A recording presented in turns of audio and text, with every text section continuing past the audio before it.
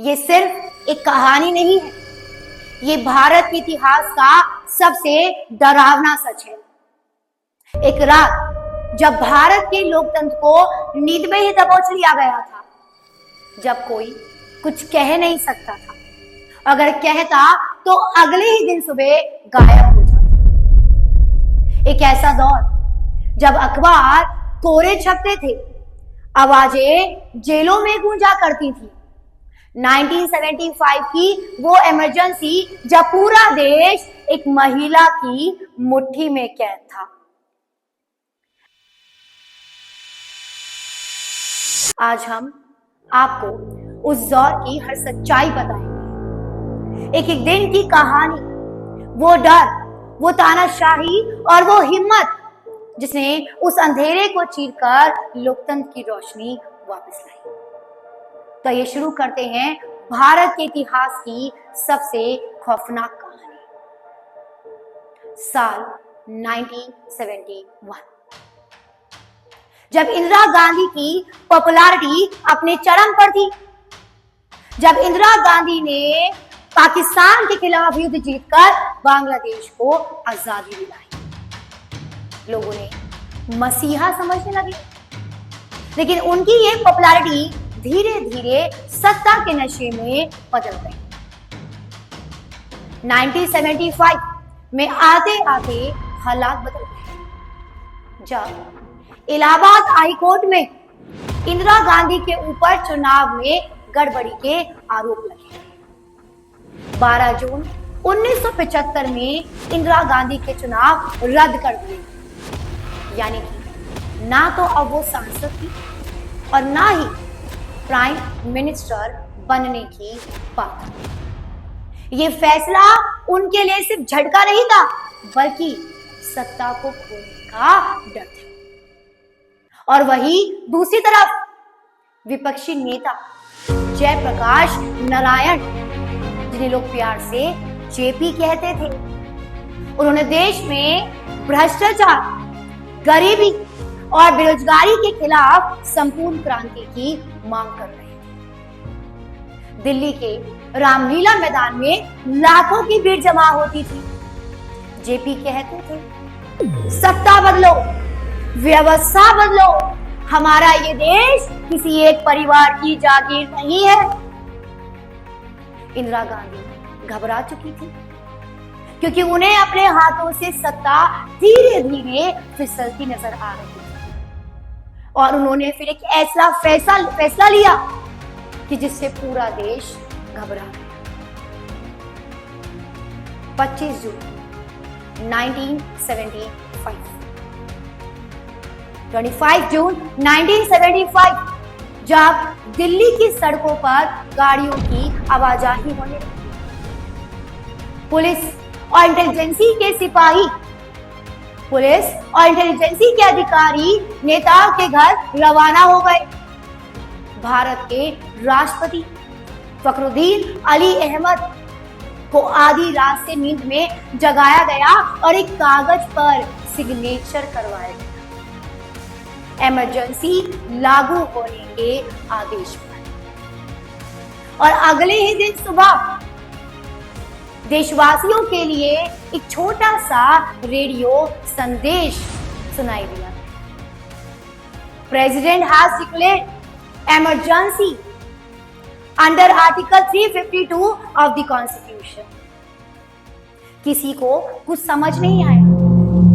अखबार में भी सिर्फ वही छपा था जो सरकार ने बताया था। और देखते ही देखते लोकतंत्र एक इंसान की मर्जी में बदल गया। इमरजेंसी लगते ही देश में नागरिक अधिकार निलंबित कर दिया गया। पुलिस को खुली छूट दी गई, बिना किसी वारंट के लोगों को गिरफ्तार करने की। रातों में दरवाजे खटखटाए जाते, लोग उठा लिए जाते और महीनों तक उनकी कोई भी खबर नहीं मिलती। 1 लाख से ज्यादा राजनीतिक कार्यकर्ताओं को जेल में डाला गया। जेपी, जॉर्ज फर्नांडिस, अटल बिहारी वाजपेयी, लाल कृष्ण आडवाणी जैसे राजनीतिक नेताओं को जेल में डाल दिया। और कुछ की तो सिर्फ इतनी गलती थी कि उन्होंने सरकार के खिलाफ बोला था। अखबारों पर सख्त सेंसरशिप लगा दी गई। एडिटर्स को कुछ भी छापने से पहले सरकारी सेंसर से पास करवाना पड़ता था। इंडियन एक्सप्रेस ने एक दिन विरोध में एडिटोरियल को पूरा खाली छोड़ दिया।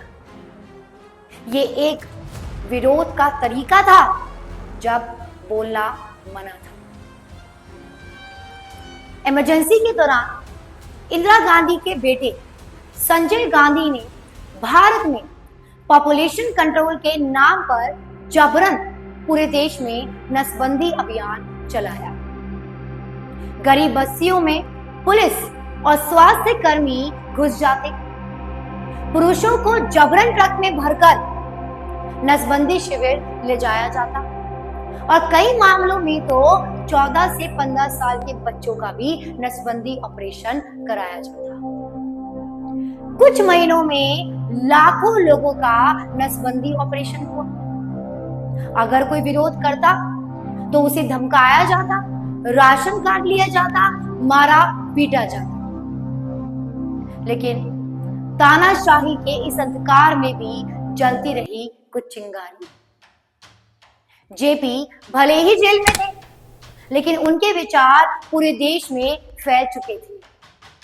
छात्रों ने आंदोलन शुरू किए, वकील और पत्रकारों ने गुप्त तरीके से पर्चे छापे और आरएसएस जैसे संगठन अंडरग्राउंड हो गए। जॉर्ज फर्नांडिस के ऊपर बम विस्फोट की साजिश रचने के झूठे आरोप में गिरफ्तारी हुई और वो हथकड़ियों में कोर्ट में पेश होते हुए भी उन्होंने सरकार को खुली चुनौती दी। देश ने 19 महीने तक डर, दमन और चुप्पी का समय देखा, लेकिन अब विरोध बढ़ रहा था और अंतर्राष्ट्रीय दबाव भी बढ़ता जा रहा था। 1977 की शुरुआत में इंदिरा गांधी को लगा कि अब सब उनके कंट्रोल में है और उनके मुख्य सलाहकार ने भी यह भरोसा दिया कि भारत में तो इंदिरा गांधी की लहर है और अब चुनाव कराया जाए। इंदिरा गांधी को लगा कि अब वो फिर से जीत जाएंगी, तो अब वोट कराया जाए। लेकिन इस बार जनता ने एक ऐसा करारा जवाब दिया कि इतिहास बन गया। कांग्रेस को बुरी तरीके से बहुत ही करारी हार मिली। उत्तर भारत में तो पूरी तरीके से ही साफ हो गई और जनता पार्टी को बहुमत वोट से जीत मिली और भारत के अगले प्रधानमंत्री मोरारजी देसाई बने।